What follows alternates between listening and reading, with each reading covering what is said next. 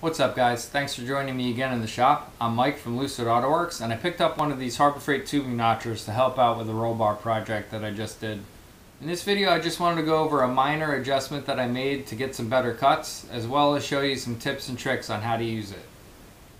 In most of the videos that I watched to find out how to modify the Harbor Freight tubing notcher, it seemed to be that everyone was shimming up the holder piece to make the pipe come up a little bit to meet the center of the shaft and the hole saw. Before I purchased this, I went online and read some of the reviews, and it seemed like a lot of people were saying that they didn't have that problem anymore, that they were getting pretty centered cuts. Well, I set this one up, I did the first cut, and it seemed to have, it's not bad, you could probably get away with it as is, but this side was a little bit higher than this side. It actually turns out that the shaft and hole saw needed to come up now. Part of it might be in the manufacturing process. Another part of it is the degree measurement is a thin piece of aluminum, and it's actually interfering with the bracket, and it's sitting on top of that a little bit. So my solution was to just take a little piece of brass shim stock. I got this as a sheet from Lowe's. It's in the hardware section. And I used two pieces underneath here with some roughly drilled out holes that were big enough to have a little bit of slop in them, so I didn't have to be, exact with my where I drilled the holes. And I put those underneath here, and that brought this up just enough to be where it needs to be and centered with the saw. As far as the hole saw itself is concerned, the general consensus on the internet is that the Lennox blades seem to hold up pretty good.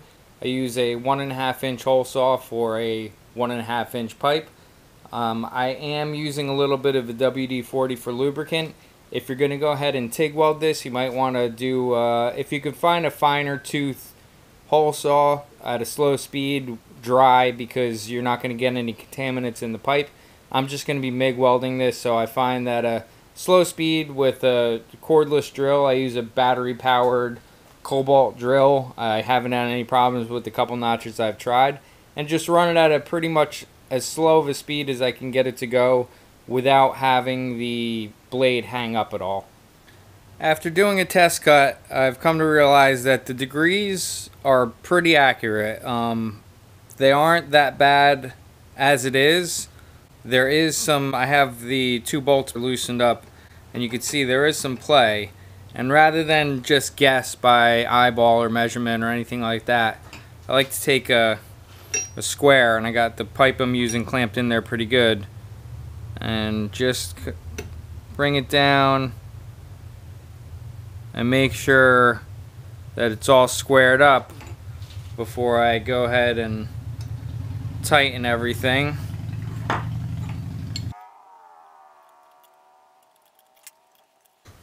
And then, even though, like I said, this is pretty accurate as far as I can tell, I do like to set up, and as I change the angle, I'll bring in this little cheap angle finder and put it between the two and make sure I'm sitting at the angle that I need to be compared to what the car actually needs. And then it's a little confusing when you read the dial, because it says 0 to 60, but you're not actually doing 0 to 60 degrees. You're really, technically, you're at 90 degrees when you're at 0. So any of these increments are going to be degrees off of 90. So this would be 85, 80, 75, 70. The easiest way to do it is just to get, say you need a 67 degree angle. So I measured out a 67 degree angle in the car. You're just going to subtract from 90, so 90 minus 67 comes out to 23. You'll just set the notcher to 23 degrees on this scale, and then once again I double check before I go, but that should get you close to where you want to be. You could always go in after the fact and kind of trim a little bit with your grinder just to kind of clean it up and make any few degree adjustment after the fact. To set up an angle before taking a cut, I like to take a piece of scrap and extend it farther than you normally would. When you're coping a piece, you would just be taking off the very edge. So I take it and I extend it farther out, clamp it tight in place. Say I want to do a 70-degree angle right there from my measurements on the cage or roll bar or whatever you're trying to build. I'll set it to roughly what I think it should be on the dial, and then I'll take something and set an angle finder like this to 70 degrees and get it in there and measure everything and make sure it's okay before I go ahead and tighten this down. And from what I can tell, I have this set, I don't know exactly how accurate this is, but I have this set at 70, which would mean I would need to have the dial set at 20, and it's really just at about 20.5 of a degree, and it comes out to about the same. So like I said, you can go in and fine tune these with a grinder. So even if you were to just put it at 20 on here, you'd come out close enough to 70 and be able to do a little bit of trimming to get it to go in. But if you know that your angle is going to be 70 and you just set it up with an angle finder here, you're going to have a better chance of doing a little less trimming. I've already got one bar set in place, but now I need to figure out the angles to notch these two spots at. So the best way for me is I've taken a measurement of where this bar sits, how far down it is here and to this intersection here. Same thing with the bottom, and I've transferred marks onto the new position, how far it's going to be down on each side. And I've taken a piece of aluminum square tubing, and if you lay it across and just do one side at a time and get it lined up with where it's going to need to be and hold it in place and take a marker. You really only need one angle, but if you just take a marker and scribe on the side of the bar, that'll show you, if you measure off here with your angle finder, you'll be able to tell what angle this needs to be at. And then this one we already know because the bar is already in place. This wasn't as critical. I kind of could have put it wherever I wanted, but then you want the second one to match. So now at least I have the bottom right here. I'll pull a measurement off of there, and then if I pull a measurement off of this intersection right here, I'll have those two positions. And I also use this as a guide to figure out about where the bar would land in the middle here. I've also transferred my center mark down, so I know roughly, I mean, this isn't quite centered, it's not exactly centered in the vehicle. So I've transferred my lines to where the bar will meet, and then I've measured from point to point, and that'll give me to the inside of my cope. So if I just do my first cope and measure out from the inside, the lowest point of the cope to the lowest point of the cope, and then line up with that, and I should be able to get a pretty exact measurement on where this bar needs to be as far as length and angles. And to figure out my top angle, all I need to do is take the angle finder, slip it in there as good as I can, and then that'll tell me that I have an angle of 65, about 67.5 degrees, but I don't necessarily need the exact number because just using this to transfer my angle over should get me to where I want to be on the other side. So now I can transfer my angles on here just to make it a little easier on myself. This side was the bottom, this side was the top. At the top angle up here we had 67.5 degrees, and then for the bottom angle of this top bar,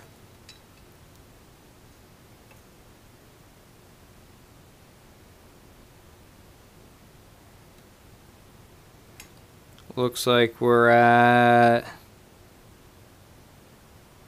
about 72 degrees. So then that would also make this one 72 degrees coming out. And then I still need to figure out the very bottom angle, which I believe may be a little too steep of an angle for this notcher to even do. So we'll have to see about that one. And then to convert them over into what I can read off of there, the 67.5 will come out to 22.5 on the dial, and then the 72 will come out to 18 on the dial. And now I can just pretty much set this to those angles and then double check them on the bender, and then I'll be pretty sure that I got the right angle on each side. So now to set up for my first cut, which is going to be the top of the hoop cut, I've set the angle finder for 67.5 degrees, and then I'm going to go ahead, which would actually translate to 22.5. So let's see how close we are. 22.5 would be 21, 22.5 would be right there. It's pretty close. It's a little bit off, but there is some slop in these lower screws. This bolt, you could actually kind of spin it around a little bit. So right about there, which is showing a little closer to 25. So it is best to use this to kind of double check all of your measurements. So now I'm just going to tighten it down. There's a little bit of play in the blade too.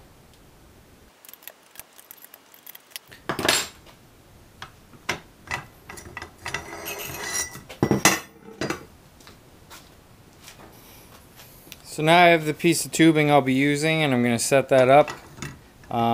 This is more of a show kind of cage, so it's not DOM tubing, it's seamed electro welded seam.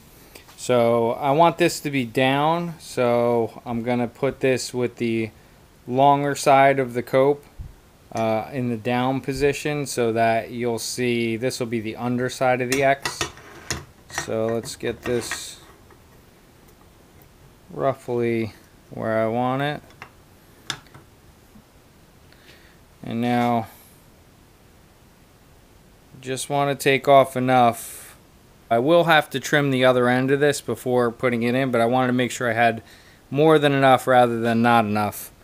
So let's just make sure we're going to take enough off at this angle.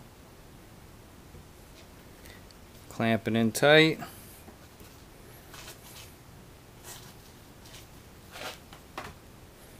Okay, now we get set up and drill it.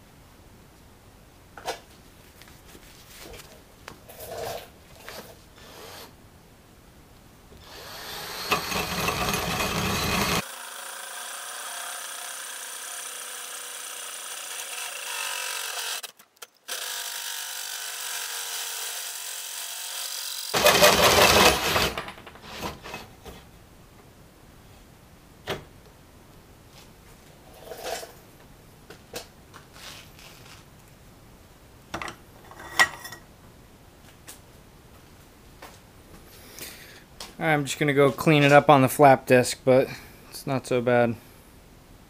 Looks nice and even now. Be right back. And there it is after about a minute and a half on the flap disc on the grinder. So let's go see how it fits.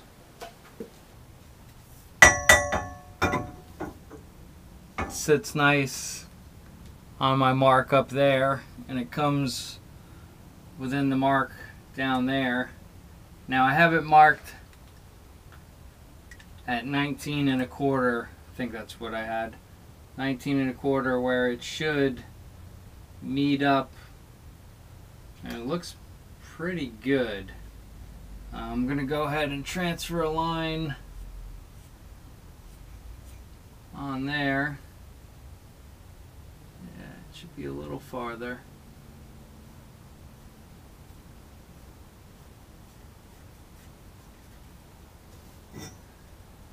Alright, let's get this set up and make another cut.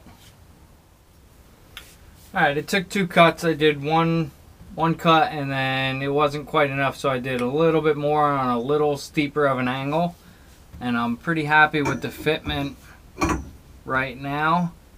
It doesn't quite hit the mark that I had drawn out at first, but visually it looks like it's in the center of the car. So before I go ahead and trim too much off of it, I just want to get this other bar in place and make sure that that's where I want it to be, so that I could make any fine-tuning adjustments, because this will go a little bit up or down. So if I want to take it down a little bit more, I'll just trim it off a little bit more and make it line up perfectly with the second part of the X. Okay, well, it took a little bit of trial and error, a few times of just cutting it a little long and then going back and putting it back in the notcher and taking a little more off, taking a little more off. I wanted to try to do it as much on the notcher as I could, not really relying on the grinder. So this bar right here is actually just held in by its own weight. This one fits nicely. I've got a little vice grip on the bottom and a magnet there keeping it in place. I've checked it for straightness. As far as it goes, I mean, it's visually, you're not going to be able to tell if it's a little off. This bar is nice and straight, so the only thing left to do, I did see in one video that it's good practice to put a couple 1/8 inch holes right here. I actually didn't remember to do that on the main hoop anywhere, so I'm just going to drill a hole on the base plate, and then this one right here is not going to have that, so I might actually make a hole here and a hole there to give it a little more volume, because if you don't put a hole underneath there, you'll pressurize the tube and you'll start to blow out your weld when you get to the end of it. So I'll just sneak a little hole there, hole there, hole there. One that's already done, so I'll just have to rely on the X, and then I'll have it coming out the bottom of this one and out the bottom of this one right here, so it'll vent everything out and I'll be able to weld it up no problem.